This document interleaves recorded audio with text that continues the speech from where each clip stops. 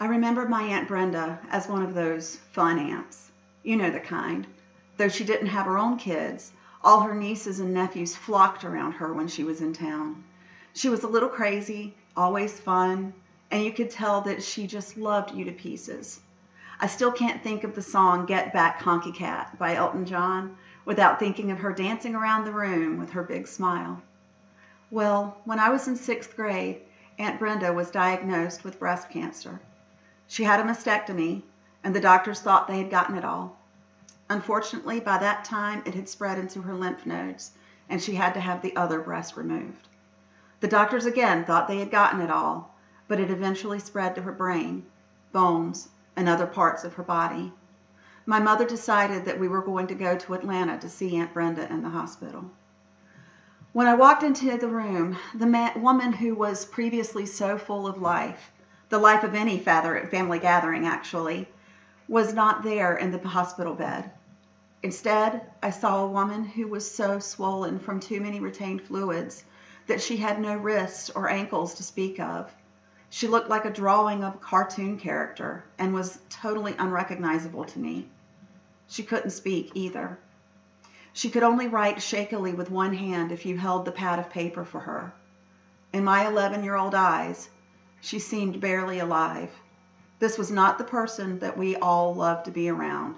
This was not my Aunt Brenda, and I did not want to remember her that way. She died soon after our visit at the tender age of 28.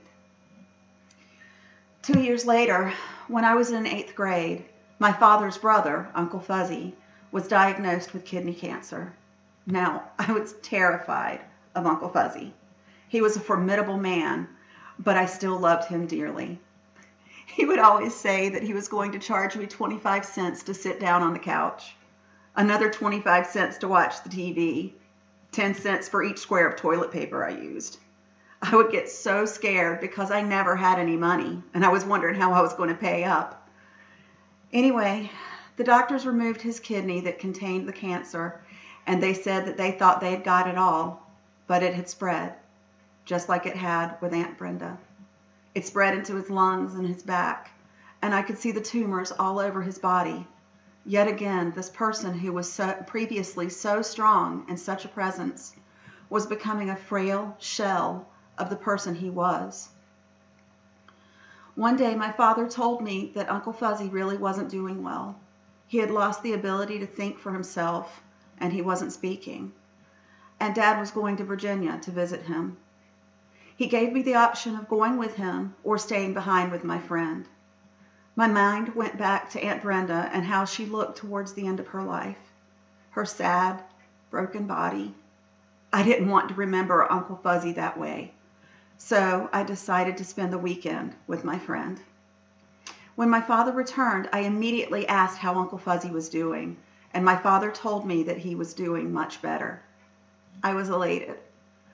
Upon arriving home, though, my father sat me down and told me that he wasn't being exactly truthful with me.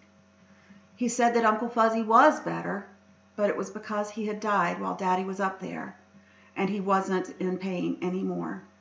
He was in heaven. Daddy said that before he died, Uncle Fuzzy had a sudden period where his mind was clear, and he called the family members in one by one to talk to them and to say goodbye. Daddy said that when Uncle Fuzzy spoke to him, that he said that he had wished that he had been able to say goodbye to me and my sister. He asked Daddy to tell me that he loved me. Uncle Fuzzy's death hit me hard in many ways.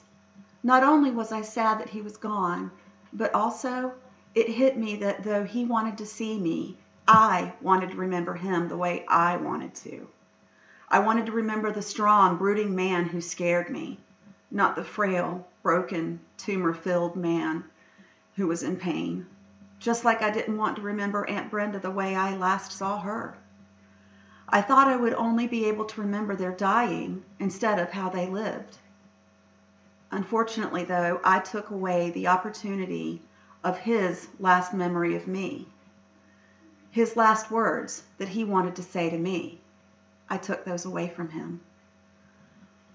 What I realized was this: people cannot choose how and when to say goodbye to someone.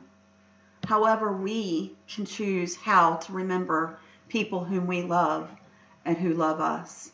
We can choose to remember their living instead of their dying. So, I will be there whenever I can.